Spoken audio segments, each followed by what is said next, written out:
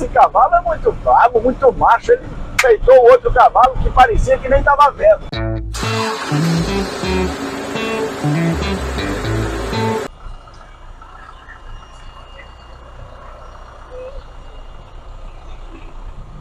Começando mais um Papo Bom de Band. Hoje com Luciano Pessoa, conhecido como meu sogro também. Ninguém é perfeito, né? Não! O cara é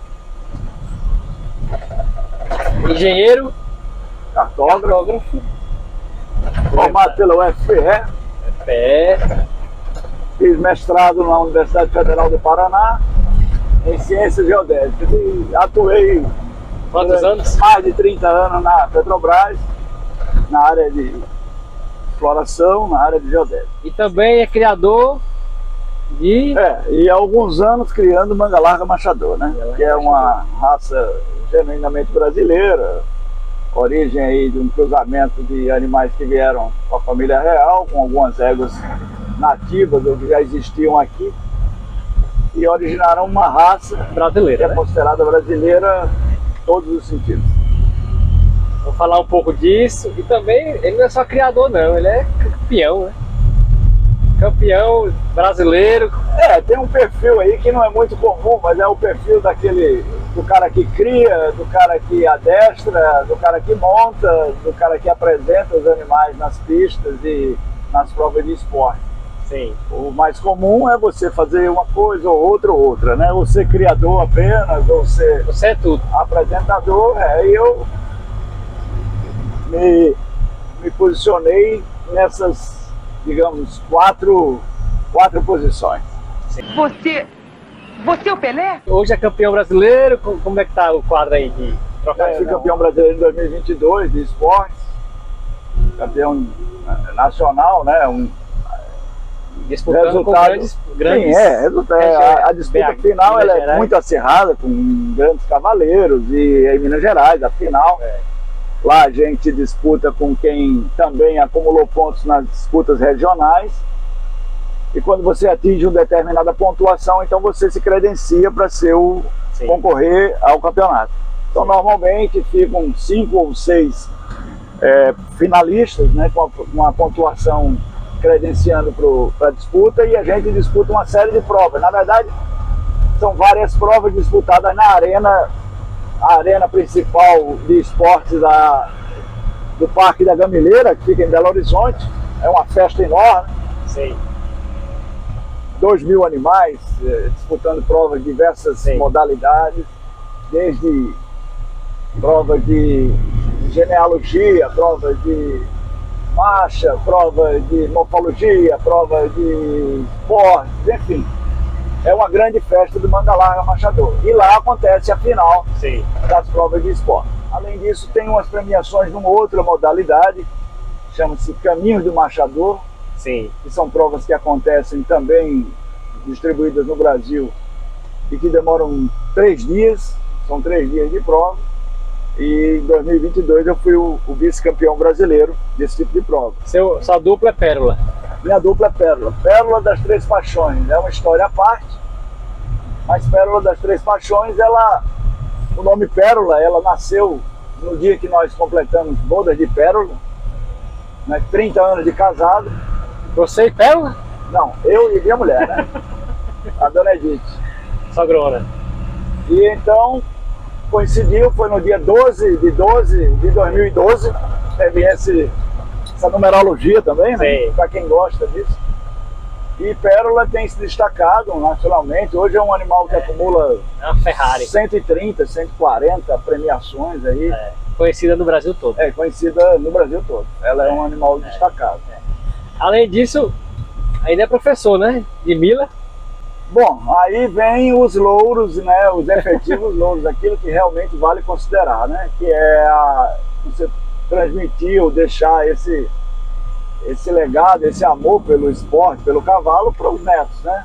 No caso de Mila, que tem me acompanhado mais de perto, é a neta mais mais velha, né? É a minha neta primogênita. Mila tem se destacado nisso, feito provas e montado cavalos e, bem, ganho medalha, ganha. E é essa a felicidade maior, você poder deixar esse legado, né? Os outros, tem outros netos que estão fora, moram fora do Brasil, e o Remizinho ainda não começou, mas em breve vai estar montando também. A atividade de criação e competição é um hobby, né? Seu. Você considera como é um hobby, hoje não? É um hobby que propicia você viajar também, né? Sim. Quando você sai para disputar uma prova no Ceará, na Paraíba, Minas Gerais, viaja muito, né? Rio de Janeiro, ao longo do ano a gente faz algumas viagens. O epicentro do Manga Larga Machador ainda é Minas Gerais, apesar de estar se difundindo no Brasil todo. Já existem grandes criatórios também no Rio de Janeiro, São Paulo, até no Paraná, no Rio Grande do Sul, mas o grande foco de criação do Manga Larga é Minas. E nessas viagens aí que você faz muito o ano todo, qual foi a situação mais inesperada, ou engraçada, ou marcante que você lembra aí, que você possa contar aí? Bom, tem uma história que eu gosto de contar, que são as quedas, né? É importante dizer que quem monta cavalo está sujeito a cair, de vez em quando levar uma queda, um tombo. Algo faz parte, é inerente ao esporte ou ao lazer, né, de quem monta cavalo. E certa vez eu estava disputando uma prova em Minas. Eu e um amigo meu à época, nós disputávamos em dupla, era uma prova que se disputava em dupla, no caminho do Machador. E eu, em determinado momento, tinha uma pausa que você podia parar alguns minutos para descansar, e eu fui descer do cavalo. E meu pé ficou preso, na hora que eu desci, ficou preso lá no estribo. E era uma égua que eu estava montando, uma égua emprestada, e essa égua resolveu andar comigo pendurada no estribo. Então ela saiu me arrastando lentamente, não foi nada rápido, nem deu ruim. Mas eu saí arrastando alguns metros, 10 a 15 metros, sendo arrastado pelo pé por uma égua. Então é uma experiência que eu lembrei de uma história sua. Ela é hilária, mas ao mesmo tempo ela remete ao fato de que quem monta a cavalo tem que estar disposto a cair, né, a sentir na pele a força da gravidade, né? Mila caiu 2 vezes esse ano, né? Mila levou 2 quedas esse ano, não obstante não tenha esmorecido, permanece aí com toda a vitalidade para montar, mas foi 2 quedas, uma queda inclusive grande, porque o animal era muito grande. Mas ela é uma excelente amazona e tirou isso de letra, subiu de novo, montou. Tem uma história que você conta, assim que eu conheci Mariana, da cavalgada que você foi lá arrochado pra cima dos caras que estavam... Como é que é assim? Ah, sim, essa é uma história engraçada. Senta que lá vem a história. Mariana era uma jovem, 14, 15 anos, e nós saímos para uma cavalgada, era uma cavalgada longa, um grupo de 30 e poucas pessoas. E era uma cavalgada que pretendeu e conseguiu, né, pegar o nascer da lua. Então nós saímos ali da região do Bonfim, da Lagoa do Bonfim, e fomos em direção à praia. E nesse trajeto, em determinado momento, eu me distanciei dela. Eu estava montando um animal que tinha sido comprado recentemente, eu conhecia ele pouco. Mariana estava montada no animal mansinho. Mas como eu me distanciei dela, ocorreu de entre mim e ela ficar ninguém, e ela encontrou com um grupo de 3 garotos, 3 rapazes, adolescentes e tal, não eram adultos, e estavam tangendo uma vaca, um boi. Um deles montado a cavalo e os outros 2 a pé tangendo um boi. E eles tiraram uma brincadeira com Mariana. Do tipo, você não vai passar, a gente não vai deixar você passar aqui não. Aí o pai deu ruim. Aí daqui eu voltei, né? Eu não tinha visto, mas quando eu voltei, Mariana chegou meio com a cara meio assustada e tal, pra mim, eu disse, o que houve? Ela disse, não, o cara dali me assustaram, dizendo, não. Você vai morrer. Aí eu vou lá tomar satisfação, né? Não. E aí eu fui com esse cavalo, que eu havia comprado recentemente, e fiz assim, menção de avançar, assim, de encostar o meu cavalo. Só para dar um susto no cavalo do garoto também. Só que o meu cavalo, ele não se conteve e foi muito, deu uma pancada, né? No outro cavalo. No outro cavalo, quase derrubou o garoto. Eu fiquei, me chamou a atenção, né? Mas eu cheguei todo... Porra, que cavalo macho. Esse cavalo é muito bravo, muito macho, ele peitou o outro cavalo que parecia que nem estava vendo. Esse cara é foda. Passou-se. O que eu fui descobrir pouco tempo depois? É que esse meu cavalo, ele tinha um problema de cegueira noturna. Como já estava escurecendo, os cavalos que têm esse tipo de problema, eles não enxergam. Quando escurece, eles não enxergam mais, eles têm problema na conexão dos conetes, cones, etc. Isso não é uma coisa muito rara, ocorre em cavalos, assim como ocorre em pessoas. E foi por isso que ele colidiu com o outro cavalo, porque ele não estava enxergando. Ele não estava vendo era nada. Não estava vendo era nada. Deus. Mas eu só fui descobrir isso depois. Essa história é muito boa. A história é interessante. E eu pensei comigo, eita cavalo macho, esse não quis nem saber, mas na verdade o pobrezinho não enxergava. Aí eu devolvi ele para a pessoa que eu tinha comprado e... Já teve algum lugar nessas viagens que você fez aí, a cavalo ou com Edith, né, por aí, um lugar que tipo assim, rapaz, você amou e odiou ao mesmo tempo, se é que é possível, tipo assim, rapaz, esse lugar... Não, a gente principalmente nessas provas de caminho do Machador,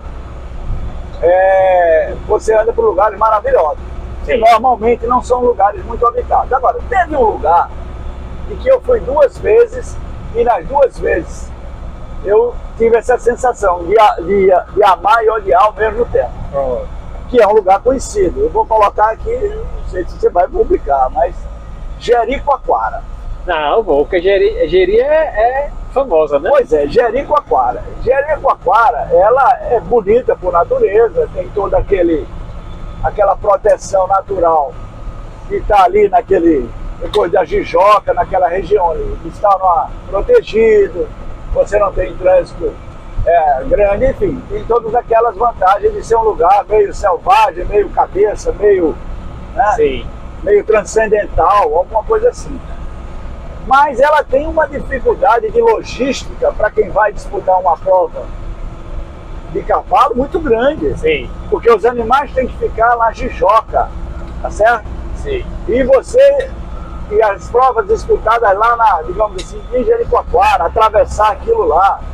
Então, é um lugar que eu fui 2 vezes disputar provas lá. Sim. Uma delas me saiu muito bem, na outra me saiu mal. Mas o fato é que ela me trouxe esse sentimento. Sim. É difícil pra lá, né? Exatamente. Mas é bom. É bom. Ela digamos assim, ela é bonita, ela é atraente, ela é desafiadora. Sim. Mas na hora que você precisa de uma logística mais perto, principalmente para quem está montando a cavalo, ela é terrível. Sim. Tem outra coisa que é muito forte em Luciano. Um tempo atrás, assim que logo no começo do namoro com o Mariano, você me falou da doma racional, né? Que poucas pessoas conhecem, né? Normalmente a gente que não é do meio do cavalo vê o cavalo ser domado na porrada, E aí ele me apresentou o método, né, da doma racional. É o livro lá do Monty Roberts, que eu li, é fantástico. E ele faz a doma racional os cavalos lá são super mansos e é como animal de estimação mesmo, assim. E aí, como é que funciona essa doma racional? Você traduziu bem, né? Como é que é a diferença também? O Monty Roberts, ele escreveu um livro há muitos anos, O Homem que Ouve Cavalo.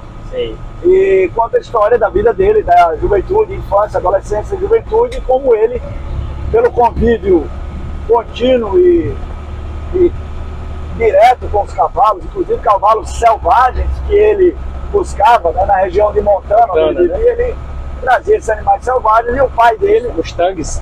Os Mustangs. O pai dele era encarregado, vivia inclusive de amansar esses animais. Mas ele descobriu, por causa do contato que ele tinha direto com os animais, inclusive soltos lá no campo, que havia uma maneira de você, uma linguagem, isso aí, uma linguagem que você teria com os animais e que faria com que ele obedecesse ou entendesse os seus comandos sem usar a força bruta, que era a regra. Que era como o pai dele fazia. A minha juventude, a minha infância, a minha adolescência até também era regra. Se colocava um animal que nunca tinha sido montado, se colocava um arreamento nele, você montava nele até você dominá-lo pela pressão, dominá-lo pela força, dominá-lo pela submissão. E o Monty Roberts, com outros, inclusive outros grandes cavaleiros norte-americanos, ingleses, etc., trouxeram essa nova forma de domar. Bom, por ter absorvido um pouco disso, por ter aprendido, e porque também convivi muito na minha juventude, na minha infância com os cavalos, na fazenda, etc. e tal, a gente passou a adotar isso aí nos animais, né? Como eu falei aqui no começo, eu não tenho montador, eu não tenho um domador, eu não tenho um adestrador, eu faço isso eu mesmo. Então, desde potros, aos poucos meses, eles já começam com uma espécie de uma lida mais próxima, que só é possível quando você tem poucos animais, é importante dizer isso. Os grandes criadores não teriam capacidade ou não têm capacidade de fazer isso. Sim. Então é assim, o animal ele entra no entendimento com você, ele entende, né? Já sabe a hora de trabalhar, já sabe a hora de descansar. Me diga aí, uma pergunta que eu gosto de fazer: 3 lugares que você já foi competir ou viajar mesmo que lhe marcaram assim, de bom. Tipo, porra, esses 3. Bom, lugares belíssimos. Eu sou fã de Minas Gerais, né? Sim. Eu diria que se eu pudesse ter escolhido um lugar para nascer, eu teria nascido em Minas e moraria em Minas, porque propicia, a exceção do mar, né? Que Minas não tem mar, mas tirando a parte de litoral, o interior, né? O interior de Minas tem lugares belíssimos. Então, nós fizemos uma cavalgada em Tiradentes. Um lugar muito bonito, paisagens belíssimas, trilhas belíssimas, Tiradentes, né? Encheu meus olhos nesse aspecto. Uma outra cavalgada que eu fiz aquela consideração, mas que também chama a atenção, é Jericoacoara. Sim. Né? É o lado, digamos assim, quando da você paisagem, quando você chega, tudo aquilo lá. Pela questão da logística, eu realmente não gostei. Mas a questão da paisagem, Jericoacoara deixou bem, né, velho? E um terceiro lugar, esse foi fora do Brasil. Nós saímos de férias e fomos a Bariloche. Sim. E chegando em Bariloche, nós procuramos a agência de turismo, disseram onde é que eu tenho passeio a cavalo. E nos levaram para uma estância, e lá havia um grupo, cerca de 30 cavalos, com turistas de qual é a raça lá? A raça lá é basicamente o crioulo ou mestiço de crioulo, que é uma raça que no sul do Brasil existe muito, né? Lá, Santa Catarina, Rio Grande do Sul, o Uruguai, Argentina e tal, eles têm essa raça crioula. É um animal muito resistente, um animal robusto, etc. E fizemos uma cavalgada belíssima, em Bariloche, onde você via aqueles cervos, aqueles pequenos veados de longe, algumas paisagens montanhosas belíssimas, horizontes belíssimos. Então, esses 3 lugares aí, eu diria que lá em Minas Gerais, em Tiradentes, em Jericoacoara, e nesse lugar lá, próximo a Bariloche. Eu lembrei de uma pergunta agora, que o pessoal às vezes me faz, meus amigos, né, que estão em São Leigos.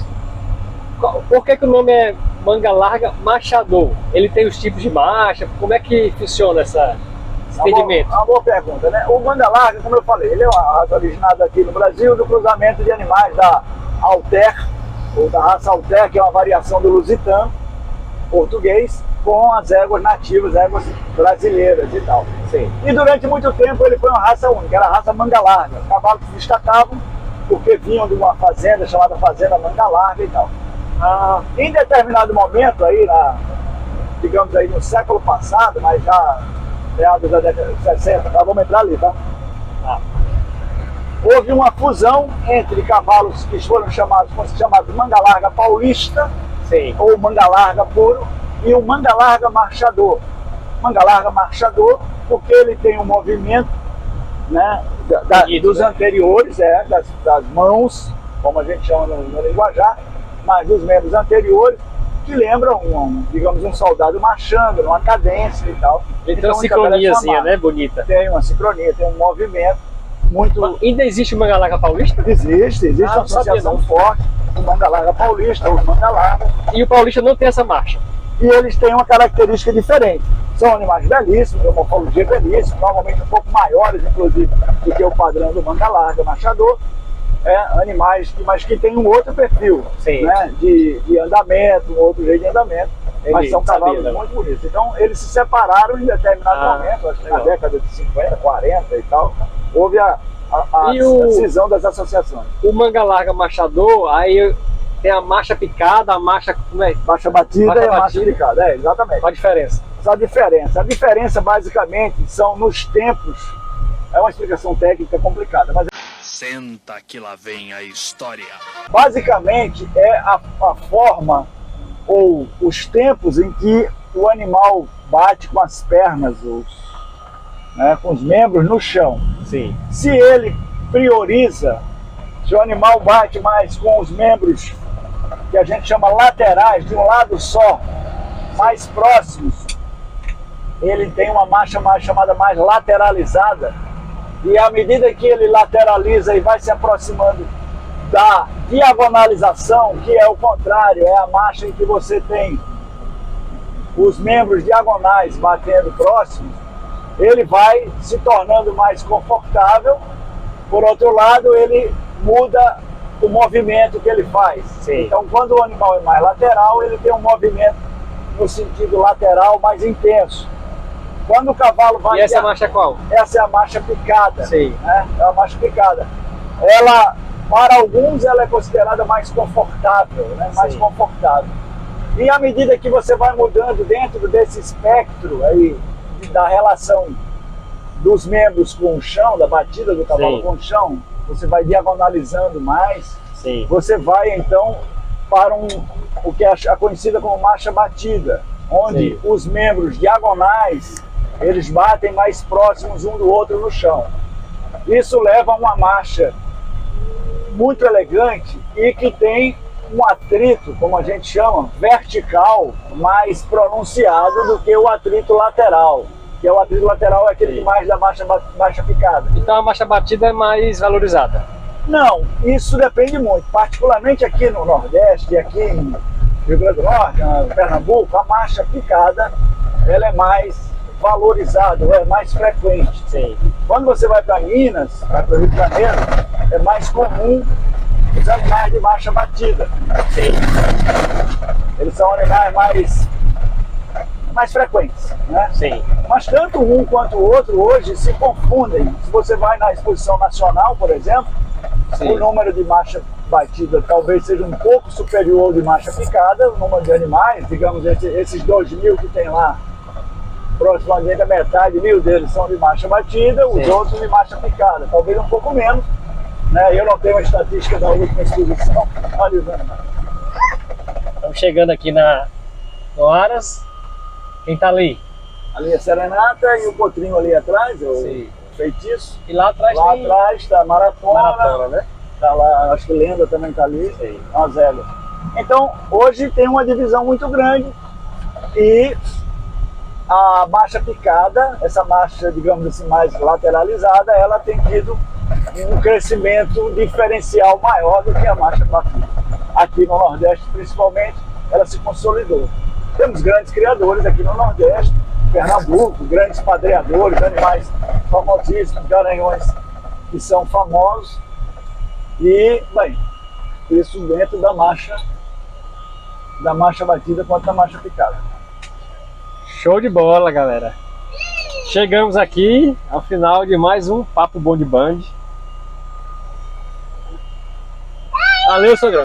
Valeu, rapaz. Deu aula aí. Prazer aqui. Nada, estamos aqui aguardando quem quiser vir aqui conhecer, passar um dia conosco. Vai ser um prazer. Valeu. Show, galera.